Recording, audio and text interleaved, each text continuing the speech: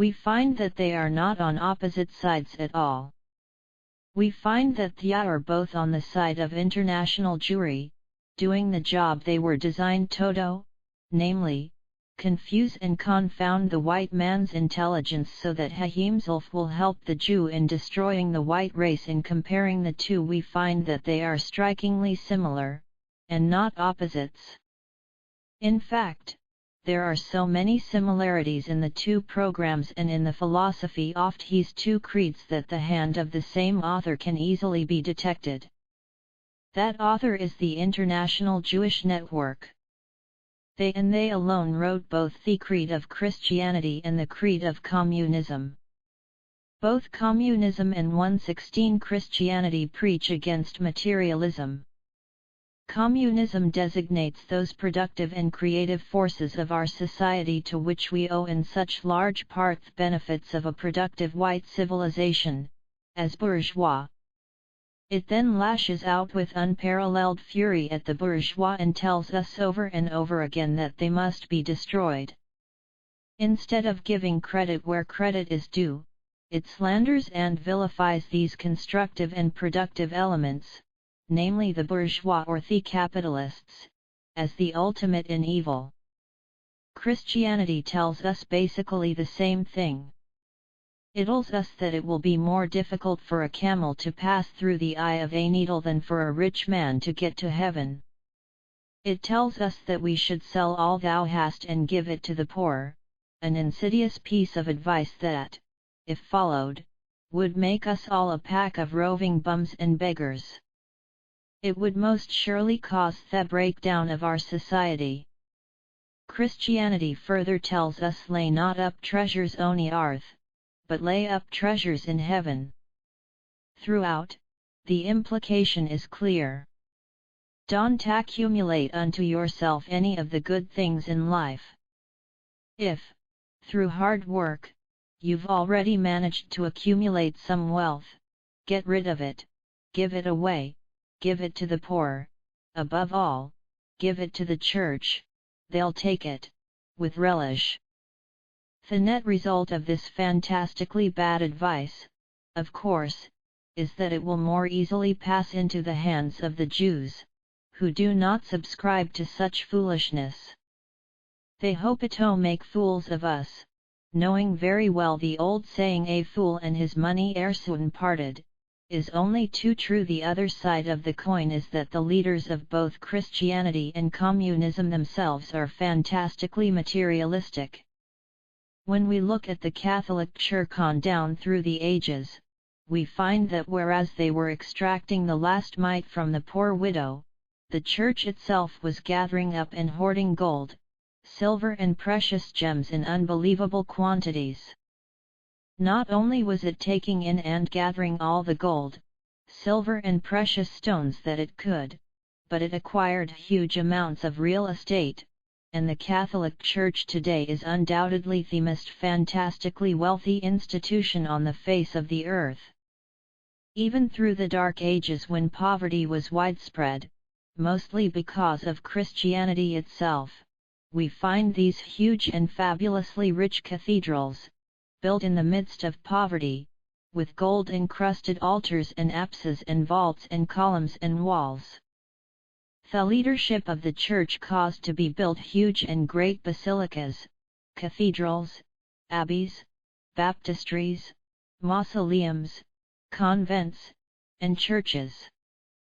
Practically all of these were so lavish and so huge in comparison with the meager surroundings of times, that they flamboyantly stood out as the main repository of all the material wealth, gold, silver and architectural lavishness of both their era and their geographical location.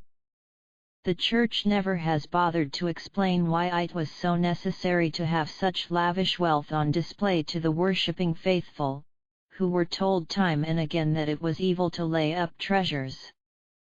Unto this day, churches are built to be flamboyant, garish and bizarre. Money seems to be no object. The Vatican, that citadel of spiritual leadership, which also preaches, lay not up treasures on earth, does not practice what it preaches. On the contrary, Huttite practices is indeed the height of hypocrisy, and the antithesis of spirituality. It 117 GOES all out for laying up treasures on earth. It has amassed unto itself a portfolio of $5.6 billion in stocks alone, not to mention all of its real estate, art treasures and other valuables. It enjoys an annual income of $1.5 billion, much of it undoubtedly collected from the widow's last mite, as well as its vast holdings. Next, back home, the United States religious establishment as a whole is valued at $102 billion. In 1969, of the $17.6 billion United States individuals contributed to charity, 45%, or $7.9 billion was earmarked for religious purposes.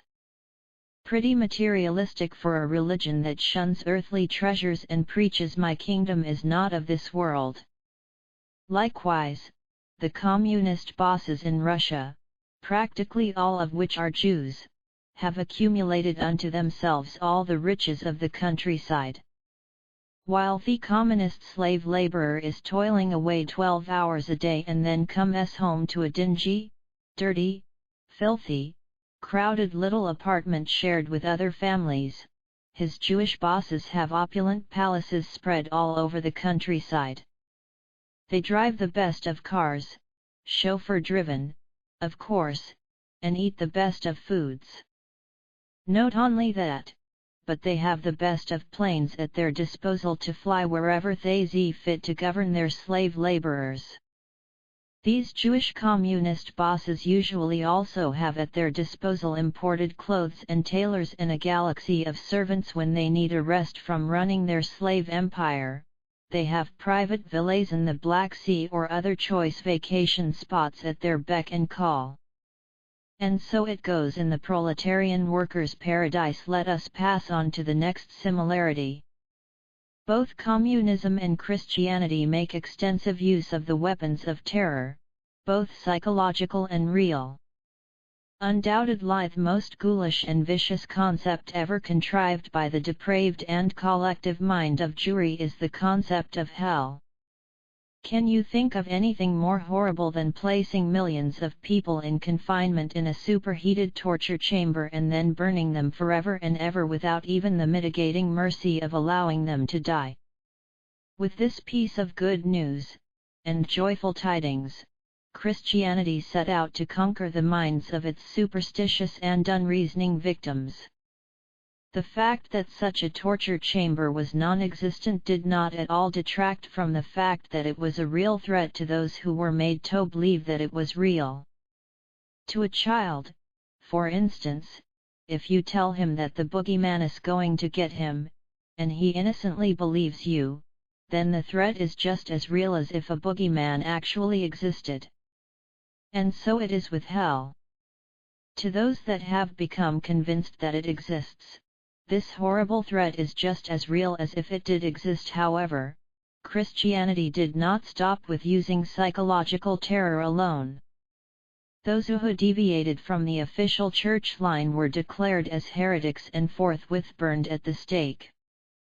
The idea of using fire in one form or another as a means of torturing their opponents seems to have obsessed these loving Christians' minds. According to Van Brack's famous Martyr's Mirror, some 33,000 Christians were put to death by other so-called Christians by means of burning at the stake, a grisly type of revenge. Among my ancestors alone, who were of the Mennonite faith, some 2,000 martyrs were burned at the stake by these ever-loving Christians. One outstanding feature about this burning at the stake business was that they were always white people who were being burned.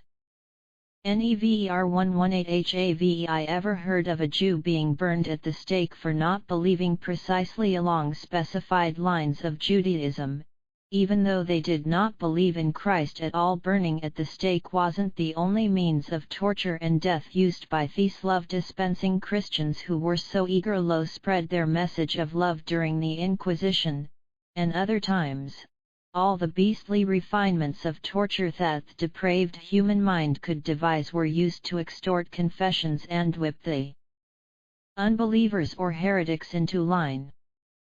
The thumbscrew, water dip, the iron corset, drawn and quartered, gouging out one's eyes with hot irons, and the rack, slowly tearing limb from body by means of stretching, were but some of the devices used by these ever-loving Christians to spread their gospel of love. When the communists came along and used physical torture as one of their instruments of conquest, they had very little left to invent but what the Christians had already utilized before them. And this is as can be expected, since it was Jewish fiendishness that designed the means of torture for both. Nor did the Church hesitate to use wholesale warfare to batter down whole nations that did not submit to their religious dictation. In fact, during the 16th, 17th and 18th century, the main causes of war were religious dissensions in which one religious group sought to force their beliefs on their opposites by wholesale warfare and slaughter. The communist record of using wholesale terror, both psychological and physical, is so recent, so widespread and so well known that we need hardly review it here. In Russia alone, the Jewish communist regime used terror on a scale unknown before in the annals of history. In order to exterminate the best of the white race on Russia, namely the White Russians, the Jews slaughtered some 20 million. The terror, the killings, the murders that are going on in Russia today defy the imagination of the average white man's mind. In any case, both communism and Christianity are using, and have used, terror extensively, both psychological and physical, to subjugate their victims. Whereas the Christians excelled in psychological terror, the communists excel in physical terror. But in both cases the Jews were experts in using whatever type of terror best accomplished their ends. Both communism and Christianity have a book that presumably lays down the creed of their movement. Christianity has the Jewish Bible, which was written by Jews, mostly about Jews, for the purpose of uniting the Jewish race and for destroying the white race. The Communist Bible is Karl Marx's Das Kapital and the Communist Manifesto, written by Karl Marx in conjunction with Friedrich Engels, both of whom were Jews. Both of these Jewish creeds, communism and Christianity, are highly destructive, and when followed, tear down the fabric of the society that has fallen victim to them. Christianity teaches the evilness of man, that he is a no-good, unworthy sinner, that he is born in sin and that his every instinct is evil. Communism preaches that the productive, creative element of our society, namely the bourgeois as they call them, is rotten and evil, and must be destroyed. It can be safely said that any sound, healthy society that turned either 119 to complete Christianity and practiced all of its principles, or any society that practiced pure communism, would soon destroy itself.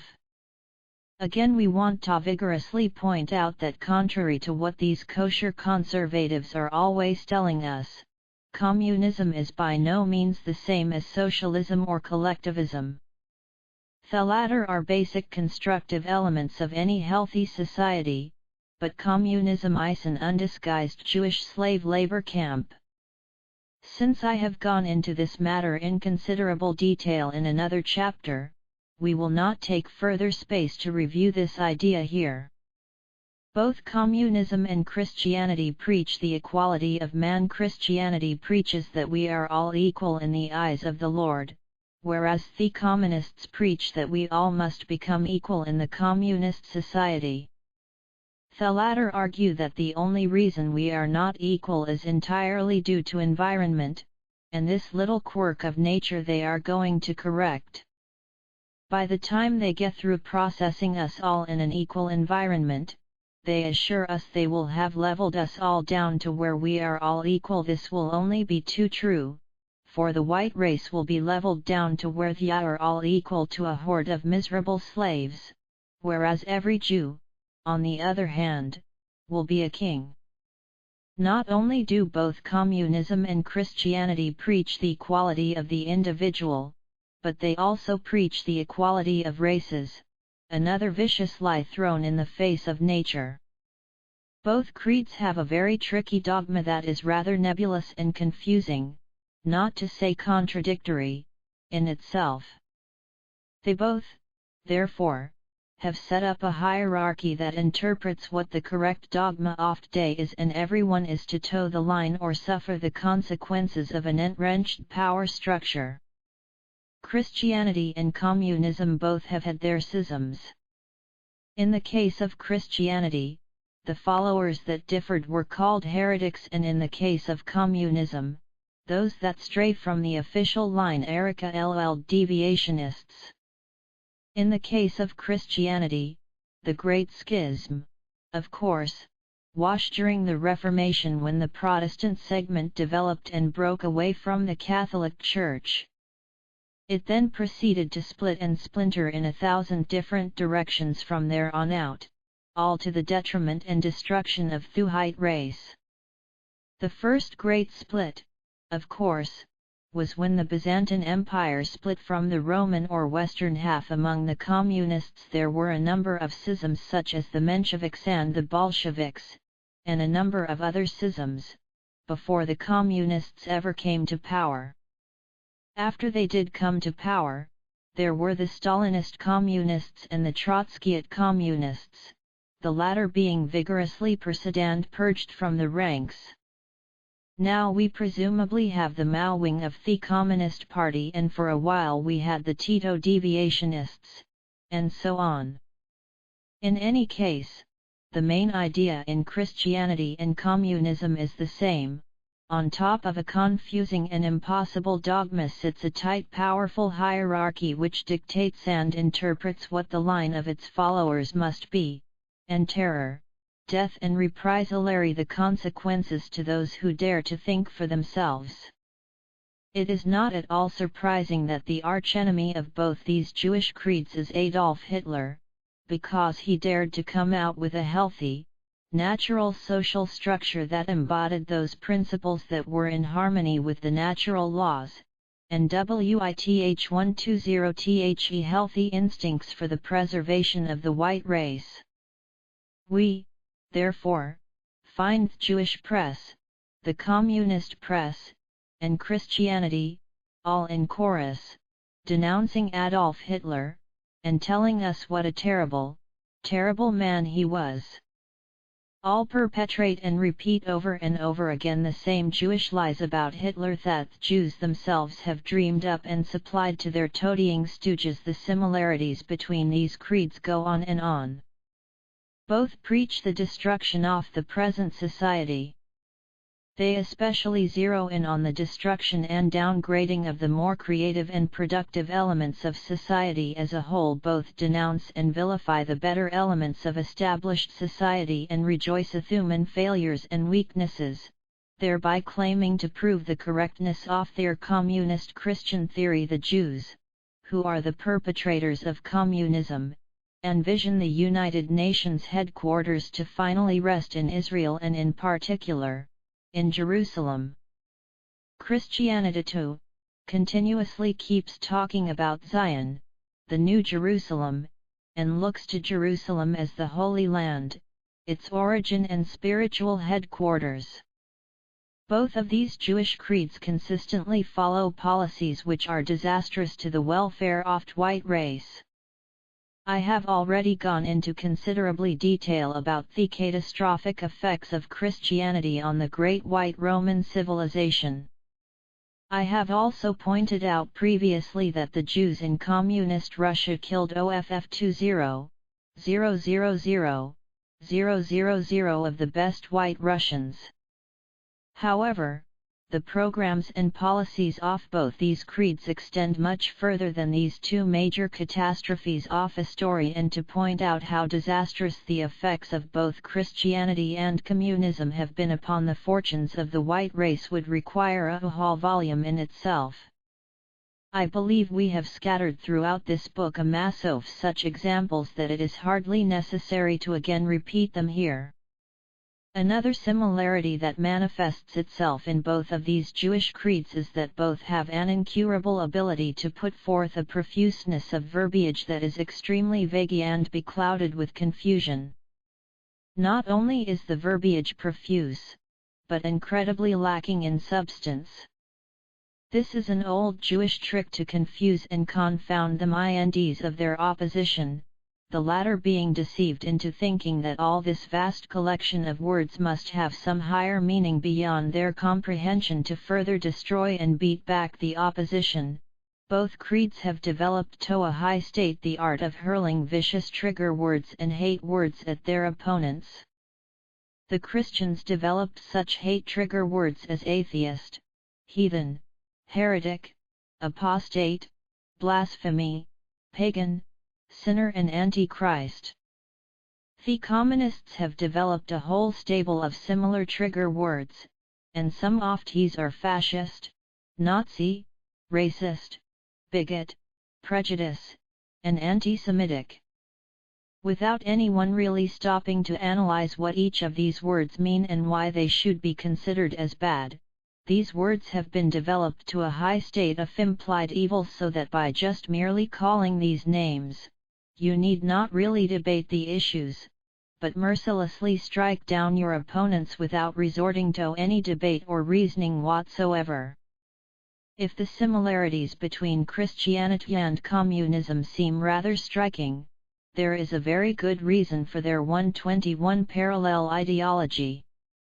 That reason is, of course, they were both concocted by the Jewish power structure for the common objective of destroying the white race. Unfortunately, up to this point, both their ideologies have been devastatingly effective. It is partially the purpose of this book and the creativity movement to confront this devastating attack on the mind of the white race and expose these twin Jewish ideologies for what they are.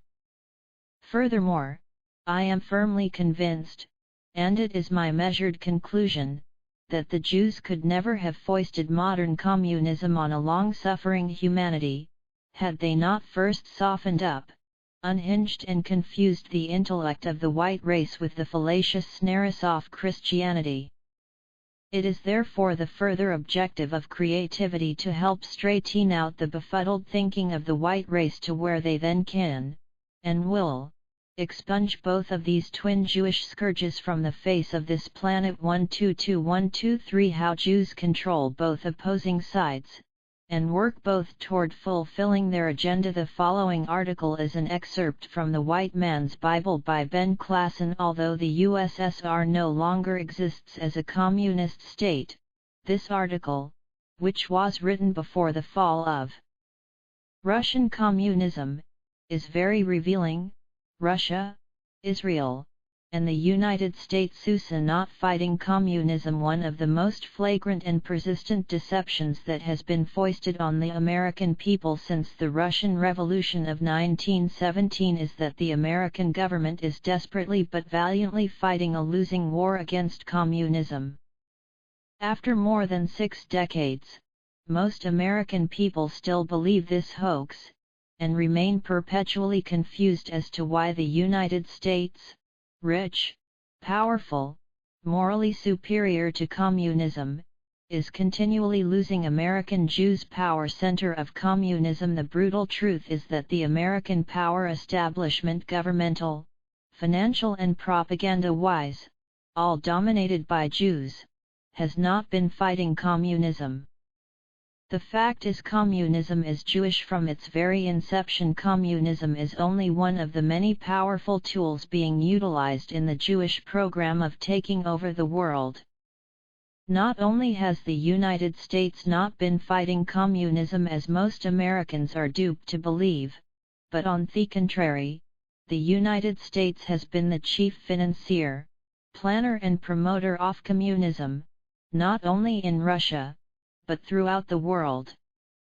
Without the financial support and technical aid of the United States, the Jewish communist outrage against the Russian people would have fallen flat on its face at its very inception, and many times over since then. In fact, it would never have been inaugurated in the first place. Trained and financed in New York, it is a fact of history that the final push for the communist takeover of Russia was lavishly financed and carefully planned by wealthy Jewish capitalists right here in good old USA. There, on the east side of New York, Trotsky and 3,000 Jew cutthroats were carefully trained to deliver the final coup de grace. The Venturavas, financed to the tune of $20 million by no less than Jew Jacob Schiff himself of the New York firm of Kuhn, Loeb & Co., an American branch of the Rothschild network. When the time came, Trotsky and his trained Jewish revolutionaries were shipped by boat, in the middle of World War I, and arrived unhampered in Russia to do their job. Once there, they knew exactly what to do, and when it was all over, 30 million white Russians had been murdered and the Jews were fully in the saddle. 124 Communism is a Jewish swindle. We must remember again and again that communism is nothing more than a horrible, vicious Jewish program to take over the world, camouflaged with deceptive humanitarian propaganda, as are most other Jewish programs paid by American taxpayers. The Jewish Communist Marxist Zionist blueprint is all part and parcel of the same program. It is well financed not only with Jewish money, but more significantly with taxpayers' money, of which the American taxpayer pays the overwhelming brunt. There is no greater source of goods, wealth and productivity than the working American taxpayer, and the Jewish potential for looting this tremendous source of productivity seems without limit. Behind it, the whole Jewish network, the Jewish Communist Marxist Zionist movement, is tremendously powerful. Behind it are all the Jewish power networks of the world. This includes their vast worldwide propaganda network, television, newspaper, newswire, magazine, book printing, education, and all the other accoutrements that not only influence, but decide public opinion. Behind this Jewish movement also is the powerful capitalistic Federal Reserve System with its unlimited monopoly to print paper money at no cost to themselves. In short, behind it is the hidden hand of worldwide Jewry, American policy hostile to czars. It is this power establishment that engineered the overthrow of the Romanov dynasty.